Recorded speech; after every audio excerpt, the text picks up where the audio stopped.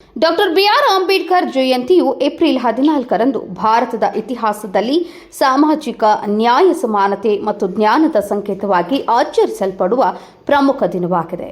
ಬಾಬಾ ಸಾಹೇಬ್ ಅಂಬೇಡ್ಕರ್ ಅವರ ವಿಚಾರಧಾರೆಗಳು ಇಂದಿಗೂ ಸಮಾಜಕ್ಕೆ ದಾರಿದೀಪವಾಗಿವೆ. ಅಂಬೇಡ್ಕರ್ ಜಯಂತಿಯ ಹಿನ್ನೆಲೆಯ ಅವರ ಪ್ರಮುಖ ವಿಚಾರಗಳು ಮತ್ತು ಆಚರಣೆಯ ಮಹತ್ವ ಅದಾಗಿದೆ. ಈ ನಮ್ಮ ರಾಜ್ಯದಲ್ಲಿ ಕೆಲವು ಜಿಲ್ಲಾ ಮತ್ತು ತಾಲೂಕುಗಳಲ್ಲಿ ಏಪ್ರಿಲ್ 14ರಂದು ಅಂಬೇಡ್ಕರ್ ಮತ್ತು ಬಾಬು ಜಗಜೀವನ್ ರಾಮ್ ಅವರ ದಿನಾಚರಣೆಯನ್ನ ಒಟ್ಟಾಗಿ ಮಾಡುವ ಹವ್ಯಾಸವನ್ನ ಕಲ್ಪಿಸಿಕೊಂಡಿದ್ದಾರೆ.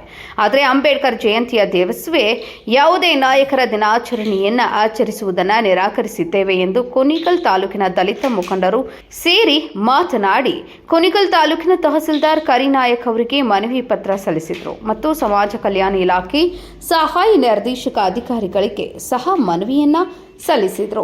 ಇದಕ್ಕೆ ಸಂಬಂಧಿಸಿದಂತೆ ತಾಲೂಕಿನ ದಲಿತ ಮುಖಂಡರು ಮಾತನಾಡಿ, ಕುಣಿಗಲ್ ಪ್ರವಾಸಿ ಮಂದಿರದಲ್ಲಿ ಮಾಧ್ಯಮಗಳೊಂದಿಗೆ ಮಾತನಾಡಿ, ಬಲಗೈ ಸಮುದಾಯದ ಹಿರಿಯ ಮುಖಂಡರುಗಳಾದ ಬಿಜಿ ಗಂಗಾಧರ್ ಅವರು ಒಳ ಮೀಸಲಾತಿಯನ್ನು ಕೈಬಿಟ್ಟು ಹಳೆ ಮೀಸಲಾತಿಯನ್ನು ಮುಂದುವರಿಸಬೇಕೆಂದು ಸಮಾವೇಶದಲ್ಲಿ ಬಲಗೈ ಸಮುದಾಯ ತಿಳಿಸಿದ್ದೇವೆ. ಅಂಬೇಡ್ಕರ್ ಜಯಂತಿಯ ಜೊತೆಯಲ್ಲಿ ಬಾಬು ಜಗಜೀವನ್ ರಾಮ್ ಜಯಂತಿಯನ್ನ ಮಾಡುವುದಕ್ಕೆ ನಮ್ಮ ಬಲಗೈ ಸಮುದಾಯದವರ ಸಂಪೂರ್ಣ ವಿರೋಧವಿರುತ್ತದೆ. ಇಬ್ಬರ ನಾಯಕರ ಜನ್ಮ ದಿನಾಚರಣೆಯನ್ನು ಅವರವರ ಜನ್ಮ ದಿನದಂದೇ ಆಚರಿಸಬೇಕು. ಸರ್ಕಾರ ಮತ್ತು ಜಿಲ್ಲಾಡಳಿತ ಅಲ್ಲದೆ ತಾಲೂಕು ಆಡಳಿತ ಆಚರಿಸಬೇಕು. ಇಲ್ಲವಾದರೆ ತಾಲೂಕು ಆಡಳಿತದ ವಿರುದ್ಧ ಕಪ್ಪು ಬಾವುಟ ಪ್ರದರ್ಶಿಸಲಾಗುವುದು ಎಂದು ಬಲಗೈ ಸಮುದಾಯದವರು ಎಚ್ಚರಿಕೆ ನೀಡಿದರು. ಬಲಗೈ ಸಮುದಾಯದ ಅಧ್ಯಕ್ಷರಾದಂತಹ ಎಚ್.ಎಸ್. ಗೋಪಾಲಯ್ಯ ಹಾಗೂ ಕಾರ್ಯದರ್ಶಿಗಳಾದ ಎಂ.ಸಿ. ಕೃಷ್ಣರಾಜ್, ಉಪಾಧ್ಯಕ್ಷರಾದ ವೆಂಕಟ ಗಿರಿಯಪ್ಪ, ಸಮತಾ ಸೈನಿಕ ದಳದ ಅಧ್ಯಕ್ಷರಾದ ಹಟ್ಟಿ ರಂಗಯ್ಯ ಮತ್ತು ಕಾರ್ಯದರ್ಶಿಯಾದಂತಹ ನಂಜೇಶ್ ಚಿಕ್ಕರಾಮಯ್ಯ ಮತ್ತು ಶ್ರೀನಿವಾಸ್ ಯಡವನೆ, ದಲಿತ ಸೇನೆಯ ಅಧ್ಯಕ್ಷರಾದ ವರದರಾಜ್ ಅವರು ಹಾಗೂ ಕಾರ್ಯದರ್ಶಿ ರಂಗಸ್ವಾಮಿ ಇನ್ನೂ ಹಲವಾರು ದಲಿತ ಮುಖಂಡರು ಸಭೆಯಲ್ಲಿ ಭಾಗವಹಿಸಿದರು.